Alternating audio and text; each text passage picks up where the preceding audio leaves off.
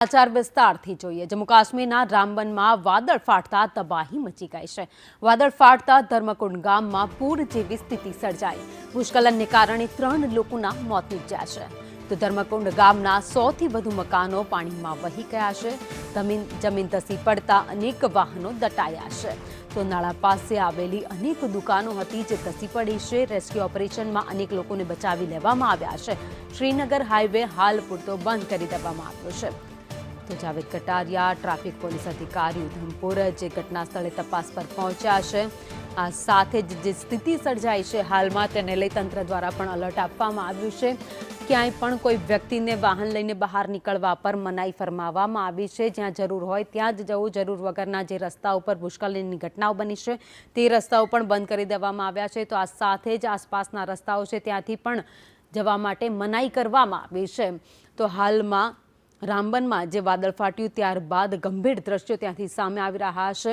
વાદળ ફાટ્યા બાદ પૂર જેવી સ્થિતિ સર્જાઈ છે। અનેક મકાનો, દુકાનો પાણીમાં ધસી ગયા છે, તો રસ્તા ઉપર પડેલા કેટલાય વાહનો હતા જે વાહનો પાણીમાં તણાઈ ગયા છે। લાખો કરોડોનું નુકસાન પણ થયું છે। જો કે કેટલાક લોકો એવા હતા જેમની રોજીરોટી છીનવાઈ ગઈ છે, તો કેટલાકના ઘરબાર પણ છીનવાઈ ગયા છે। કેટલાક લોકો આજીજી કરી રહ્યા છે, દુઃખ વ્યક્ત કરી રહ્યા છે। હવે જવું તો જવું ક્યાં તેવી સ્થિતિ सड़चाई से। यहाँ फिश पॉइंट की 7 दुकानें होती थी सर। ये रात को 3 साढ़े 3 बजे के फ्लड आने के कारण से ये सब दुकानें तहस नहस हो चुकी हैं। हमें खुद समझ नहीं लग रहा है सर हम क्या करें क्या नहीं, क्योंकि हमारा रोजगार, हमारा परिवार इन्हीं दुकानों से चलता है। हम क्या करें, कहाँ जाएं, हम कुछ समझ नहीं आ रहा है सर डैमेज हुई है। 7 दुकानें एक मार्केट में थी, तो 3 वो तो 6, ये नॉर्मल कम से कम सर 12-13 दुकानें थी जो, और ऊपर एक घर भी था तो वो भी तहस नहस हो चुका है सर। आप देख रहे हो कि यहाँ पीछे कितना नुकसान हो रखा है सर। बहुत ज्यादा डर का माहौल है। जो है वो काफी रात को अभी रेनिंग हुई है, उस वजह से लैंडस्लाइड आ गई है मल्टीपल प्लेसेस पे।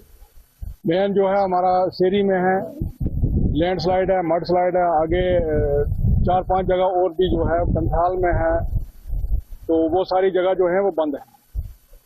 रोड जो है 1-2 जगह से टूट चुकी है। पंथाल में थोड़ा सा वो एक जो लिंक था ब्रिज का वो भी बह गया है, तो उस वजह से जो अभी हमारे पास यहाँ पे खबरें आ रही हैं, तो उस वजह से पूरी तरह से रोड जो है नेशनल हाईवे पूरी तरह से ब्लॉक